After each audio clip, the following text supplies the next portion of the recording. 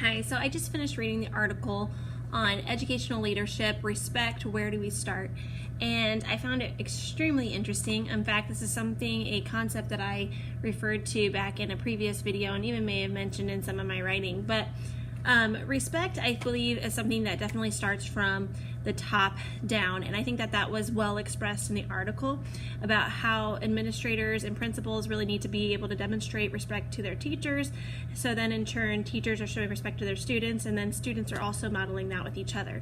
And if we want to create environments where respect is flourishing, then it needs to be something that's happening from administrators down. And so I love that it hits on that piece. Something that I have noticed, as well as what was mentioned in the article, is that teacher workrooms or teacher lunchrooms are definitely cesspools for gossip.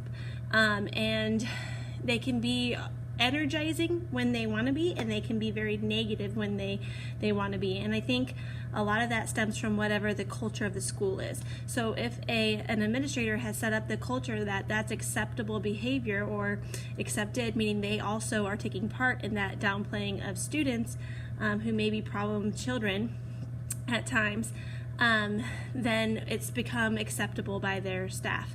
And so even though the intent may be to vent and to just get something off your chest for the moment, it creates a very negative culture, and I've seen that take place. I've also been a part of schools where teachers preferred to eat in their own rooms for that very reasoning.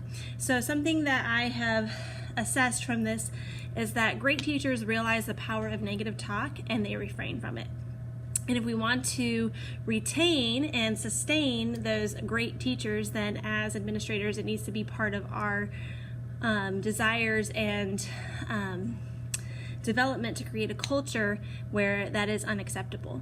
That negative talk is unacceptable about students. And so I thought it was a really awesome option that came up in the article about giving over the problem of negative talk to your teachers and letting them discuss possible solutions and coming up with things that might be suitable for your building in order to create a more positive atmosphere overall, and hopefully an energizing atmosphere where everybody wants to be a part of it.